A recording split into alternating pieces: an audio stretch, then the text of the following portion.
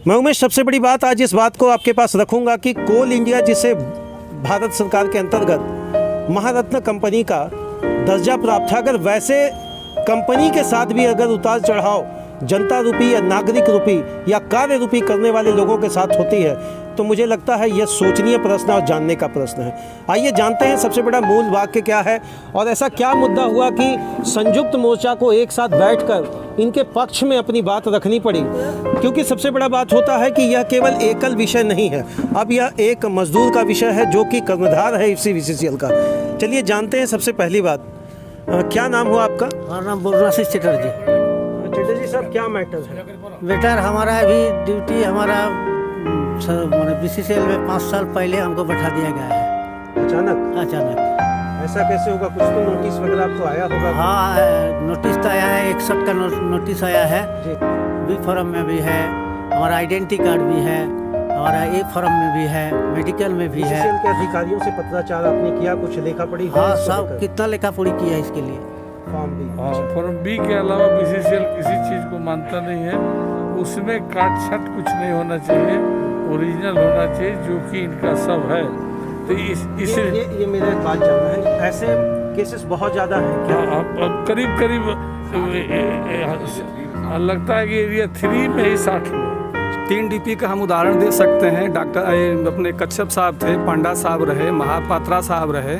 इन्होंने इस प्रकार की जो गड़बड़ी रही उसको सुधारा और जो हमारा कंपनी का स्टैट्यूटरी रिकॉर्ड जिसको कहते हैं, जिसके आधार पर हमारा माइंस एक्ट चलता है, जिसके अनुसार हमारा सारा अनुबंध रहता है, उसको माना और वहाँ समाधान किया। हमेशा हम संयुक्त मोर्चा भी और हमारा जो एम्प्लॉय है वह भी, एक जो काल्पनिक नाम दिया गया है NEIS में इनके DOB के केस में, बोलराशिष चटर्जी के DOB के केस में एक काल्पनिक डेट दिया गया है। हम लोग को नेता लोग को भी इसके लिए एकजुटता का परिचय देकर जी कंपनी जो अपना दस्तावेज नहीं मान रहा, अपना सर्कुलर नहीं मान रहा, तो किस व्यवस्था पर चलेगा कंपनी? जो उनका रिकॉर्ड कर रहा है, ये 1961 जो लिख रहे हैं, अगर किसी को भी उसको लोड करने के लिए दिए होंगे कंप्यूटर में, तो सारा मैंने डॉक्यूमेंट तैयार करने के लिए उसके साथ सपोर्टिंग डॉक्यूमेंट देते होंगे ना। तो डॉक्यूमेंट हम लोग मांग रहे हैं कि आप 1961 जो दस्तावेज बोलराशिष चटर्जी के इस दस्तावेज से उठाया था, हमको वही दे दीजिए ना। हम आधार अगर उसको मानते हैं तो ये रिकॉर्ड जो है मेडिकल रिपोर्ट हमको नहीं दिया जाता है, ये उन्हीं के पास है। एक आम आदमी कैसे जानेगा, एक काम करने वाला आदमी कैसे जानेगा कि हम 25-30 साल पहले अपने डॉक्यूमेंट्स में क्या लिखे, क्या डेट ऑफ बर्थ था? एक है ना ये संसार का विषय। हाँ, तो है, तो हमको जो मिलता है, मेरे पास फॉर्म भी मिलता है जिसमें मेरा डेट ऑफ बर्थ अंकित रहता है, मेरे पास आइडेंटिटी कार्ड मिलता है, हेल्थ कार्ड मिलता है। तो कंपनी जो हमको देती है वो तो ऑथेंटिक है ना, आप उसको साइन मोहर के साथ दे रहे हैं, हम तो उसी को आधार मानेंगे। लेकिन आप रिटायरमेंट के समय हमको 5 साल पहले आप दे रहे हैं कि आप बैठ रहे हैं, तो हम कैसे बैठ रहे हैं, हमको दिखाइएगा ना। तो उसी की कड़ी में जो है सो हमारा बोलराशिष चटर्जी को 1966 का जन्म तिथि को 1961 बना करके आपका जो है सो बैठा दिया गया, तो सरासर नाजायज है, गलत। वो तो प्रबंधक चाहती है कि आप लोग कानूनी सहारा लीजिए और अच्छा, अगर आप केस मतलब वो करते चाहती है कि लंबे स्केल में जाएं। हाँ, लंबे स्केल में जाइए। 5 साल आप लड़िएगा, आप मानिए यहाँ से डिग्री लीजिएगा, जिला न्यायाधीश से लीजिएगा, उसके बाद आप सीधे हाईकोर्ट जाइएगा रांची। ये जो निर्देशक डीपी आए हैं, निर्देशक कार्मिक, अब ये किसी न किसी रूप में केवल छटनी की प्रक्रिया को ये अंजाम दे रहे हैं। अभी तो ऐसा क्यों? एक सेकंड जी, अभी ये किसी ने अभी हम लोग जैसे बोले कि आपका इनका 1961 का आप काल्पनिक कहाँ से लाए, वो बताने के लिए तैयार नहीं है। यह हम लोग संयुक्त रूप से यह बनाए हैं और यह चिंगारी है। गोविंदपुर एरिया हमेशा आंदोलन की स्थिति में रहा है और पूरे बीसीसीएल में इसका कहीं न कहीं आप और विभत्स रूप, बढ़ता हुआ रूप आप देखिएगा। यह एक प्रतीक मात्र है बोलराशिष चटर्जी। इस प्रतीक के माध्यम से अभी सैकड़ों लोगों को बैठा दिया गया है और हजारों लोग लंबी लाइन में लगे हुए हैं बैठाने के लिए। सबको जो इसका कोई रिकॉर्ड का महत्व नहीं है। माइंस एक्ट में NEIS क्या है? नॉन एग्जीक्यूटिव, जो हम लोग बेजबोर्ड के लोग हैं, नॉन एग्जीक्यूटिव इंफॉर्मेशन सिस्टम, मतलब सिस्टम में जो EDP में इंफॉर्मेशन गया है वही कोई उसका कोई और कैसे इंफॉर्मेशन दिए? आप बी फार्म देखे, चाहे मेडिकल एसेस देखे, चाहे फार्म में देखे, लेकिन अपने बोलराशिष चटर्जी के केस में ऐसा कुछ नहीं देखा गया है। इनका सारा रिकॉर्ड एक तरफ और कहां से काल्पनिक 61 वहां डाल दिया गया। जब तक प्रबंधन सभी चीज को पारदर्शित नहीं करेगी, ये ऑनलाइन कर दे, कभी भी हम देख सकें, ये तो कर सकते हैं। सिस्टम बनाए, सॉफ्टवेयर बनाए जिसमें मजदूर अपना डाटा देख सकती है, तभी ये सुधरेगा। डेट निर्धारित होता है, डीओबी निर्धारित होता है, वही सर्वमान्य होता है और उसी के आधार पर जितना भी बीसीसीएल का जो लेखा जोखा है फॉर्म ए बी पीएफ में या नॉमिनी फॉर्म में या मेडिकल में, सब जगह मेडिकल के आधार पर ही किया जाता है और वो कोयला भवन तक पेपर जाता है। प्रबंधन साहब, इस बात को बार बार मेरा चलाने का मूल उद्देश्य यही है कि चटर्जी साहब को अगर आप साथ नहीं देंगे या कोई साथ नहीं देगा तो जो केव डाक सुने तो ना से तो बेकला चलो वाली बात पे नहीं चलेंगे।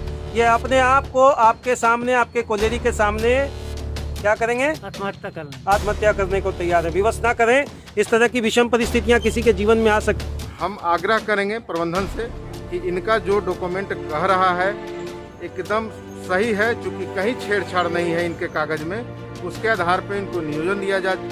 चटर्जी साहब के लिए, चटर्जी साहब के लिए यही है कि हम लोग सभी लोग आंदोलन में उनके साथ। भाई प्रबंधन इन्हीं के नहीं, ऐसा 60 आदमी वाला फॉर्म है, इसका यानी ऐसी रिपोर्ट गड़बड़ है और उसको रजिस्टर को ले जाके यहाँ से पीएम अपना पास में रख दिया है।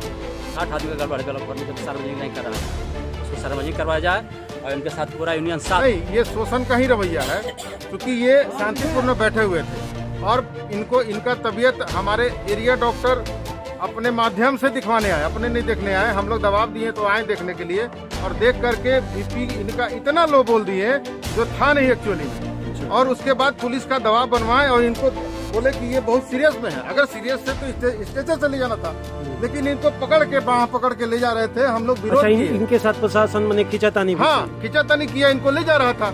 हम लोग जब सब लोग आवेश में आए कि भाई आप स्टेशन कहाँ आपका है, अगर है तो डॉक्टर कहाँ है, उसके बाद डॉक्टर चला गया। तो फिर हम लोग इनको वहाँ पर रोड के पास से माने सारे मजदूर इकट्ठा हुए और विरोध के बाद इनको फिर ये आके अपने स्थान पर बैठ गए। उसके बाद सारे लोग चले गए। अगर सीरियस था तो इनको फिर हॉस्पिटल ले जाना चाहिए था। यहाँ तक कि आंदोलन समाप्त के लिए जब फिर बुलाया गया हम लोगों को 7 बजे, अगर ये सीरियस थे तो आंदोलन समाप्त के बाद भी प्रबंधन को चाहिए था कि इनको अपने माध्यम से डॉक्टर से दिखवाते। IAS में कहाँ से आया इनका डेट ऑफ बर्थ, ये प्रबंधन। मेरा प्रश्न जो है कि इस तरह की समस्याएं अनेक मजदूरों के साथ, मान लीजिए आप लोग सक्रिय यूनियन है तो मदद हो जा रहा मजदूरों की, लेकिन किसी जगह पे अगर नहीं हुआ तो इसके लिए तो मुझे लग रहा है proper amendment rules CMD office से जारी करना चाहिए था। हाँ, एकदम वहीं से जारी करना चाहिए था। और संगठन का भी एक रूल रेगुलेशन है। हम संगठन के लोग हैं, जैसे मान लिया जाए ABCCI में हमारा वेज नहीं, अगर एग्रीमेंट में साइन नहीं होता है तो हम कोलिया स्तर पर उसका आंदोलन करते हैं और हम स्ट्राइक करते हैं। अच्छा, ये चलता आ रहा है, ये चलता आ रहा है और यही प्रक्रिया है। यूनियन की भी अपनी प्रक्रिया है। आप स्टेप टू यूनिट से एरिया से कोयला भवन, तो कंपनी का जब वहां तक हमारे सभी संयुक्त मोर्चा के लोग लगे हुए हैं और हम सलाहकार समिति के माध्यम से जब हम कोयला भवन में बैठेंगे तो सलाहकार समिति के माध्यम से यह विषय भी आएगा। कब तक ये सब चलता रहेगा? जब तक श्री वरुणाशीष चटर्जी जी को इंसाफ नहीं मिल जाता तब तक संयुक्त मोर्चा अड़ी रहेगी और ये धरना चलता रहेगा। कब तक? आज 1, कल 2, परसों 3। जब हमारे एक साथी ने बोले कि जब तक इनको इंसाफ नहीं मिल जाता है, जब तक इनका डेट ऑफ बर्थ में यानी EIS में सुधार नहीं हो जाता कर देता है, तब तक हम लोग अनिश्चित काल के लिए यहाँ पर बैठे हुए हैं, जब तक इनको न्याय नहीं मिल जाता है।